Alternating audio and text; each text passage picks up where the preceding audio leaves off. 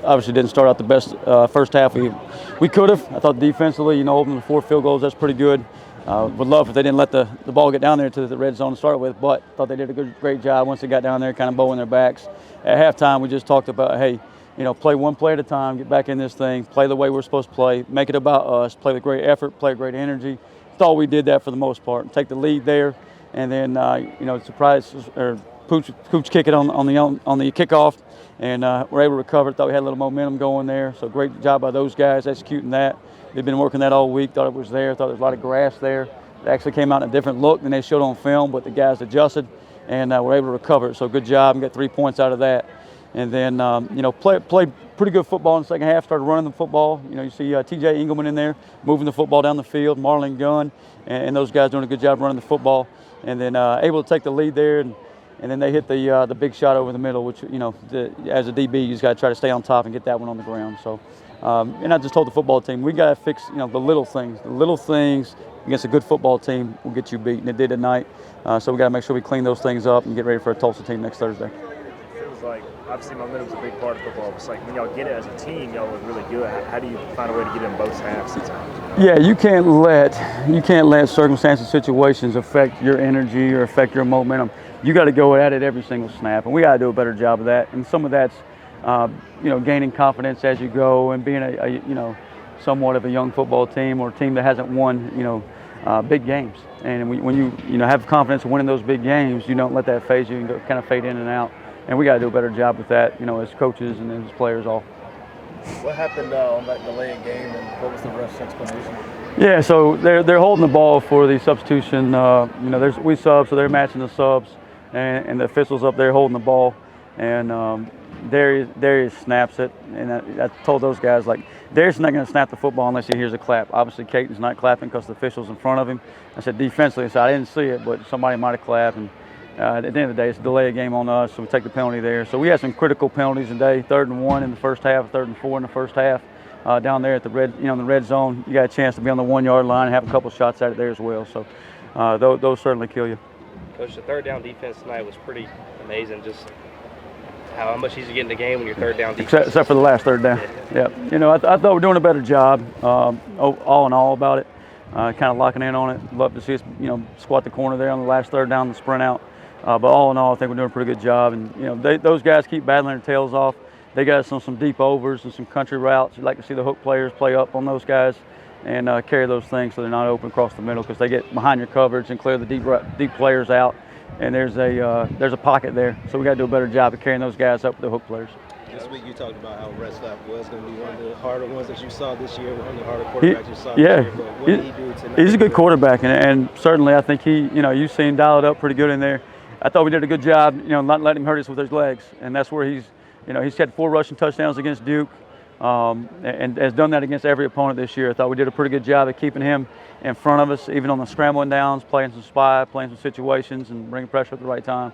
But he didn't miss in the pass game much. So, hats off to him, hats off to Tulane, and John Summerall's done a heck of a job here. I think he's 5th in college football in winning percentage right now. So, hats off to those guys. I mean, they're a good football team, and certainly a favorite in this conference. I was going to say, it seemed like at times, obviously, there were zone beaters, but y'all had guys in the areas and just understanding where they need to be, that sort of thing. Yeah, we got to do a little better job playing a little stickier coverage and deny coverage, especially even though it's zone. You still can play some stickier and some heavier on some guys, and your hook players got to play up. So, ways to fix that is get to some man or get to some of your quarter stuff, which basically turns into man. So, we try to do that a little bit more in the second half. To outrush a team like this, what does that give your team confidence-wise moving forward? Yeah, they're a team that can rush the football. I mean, they run the football, stop the run, and you certainly saw that in the first half. I mean, they were kind of smothering that thing. I think we hit the big ball down to Anthony down the sideline here, and kind of opened up the run game quite a bit. But I think those are things hey, you can build on, on both sides of the football, and just, making the team one-dimensional. And then, I don't know that we'll see a better quarterback. I know there's some good ones coming up. Tulsa's kids are freshmen. The Simon kids are returner at Temple. Charlotte's got, his guy will be playing, starting a bunch of games. And then you got the kid at Memphis, all pretty good players. But I think Retzlaff may be as good as we see in the conference. What changed between the first and second half for you you guys offensively? Just realizing our strengths. We knew we were able to start running the ball on them, and so we started our drives, running some outside zone, stuff like that, to kind of get the chains moving. And then that opened up some of the passing game down to Anthony and stuff like that. So just kind of changing what we were doing to start the game. I thought that got the offense rolling a little bit in the second half. It feels like when y'all get momentum as an offense, it flows. I know that's part of the plan, but how do you maybe sustain it more throughout the game, like a whole game? I thought we were doing good. It's just the critical errors. Like the 3rd and 1, having a penalty, getting down a distance, getting short yardage, and then having another penalty and putting us back and putting us behind the chains. Just it's unacceptable, can't have it. And it starts with me, just make sure I'm communicating everything to the guys and just making sure we get the play in and executing. That's all it is. So we just can't have critical errors early to start the game. It just sets us back. You're watching you on the side, you're pretty fired up, trying to get the guys going, even despite the poor start. I felt like you were trying to will the guys. Just talk about that leadership. Yeah, I mean, it's on me to get the guys going. I set the tempo, and it starts up front too, getting those O-line going. So just trying to do everything I can to motivate everyone, and just we had all the plays in front of us, and we knew we had to go. We just had to go execute, and it's a decision to go out and want to go out and execute and have the mentality to go dominate. So just trying to do as much as I can to get those guys fired up is just what I have to do the whole game. What happened down there on that delayed game?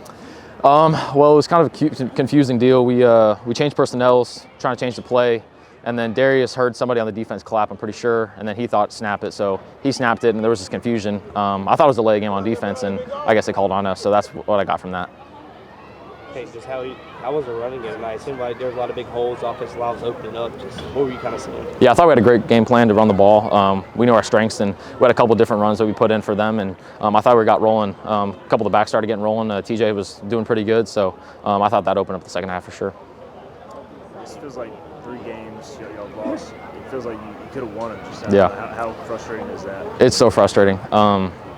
We keep saying it's just execution, and we could have done this, could have done that, lifted a lot on the field, and we're going to get it turned around. There's a whole season in front of us, and we're so close to just turning the page and just going on a run. Once we get rolling on offense, we're unstoppable. So once we figure that out and get rolling, I think we're going to have a pretty good end of the season. So just your overall thoughts on this one, man? I mean, it's definitely one that we should have won. I feel like as ECU fans, you look at it and you're like, how did we not win this game?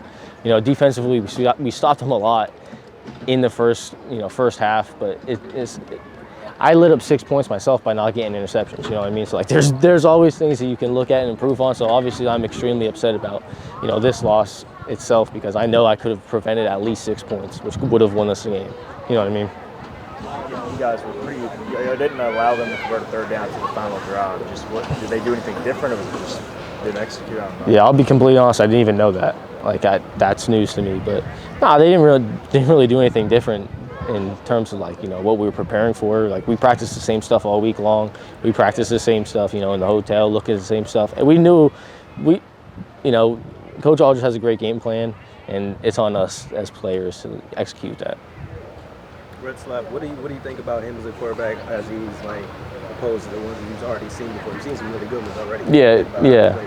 He's solid. I mean, I saw him last year when I played for Houston, so I already kind of understood, what we were getting out of him. I mean, he's a good player, you know what I mean, but not good enough, to put up 400 yards or whatever we had.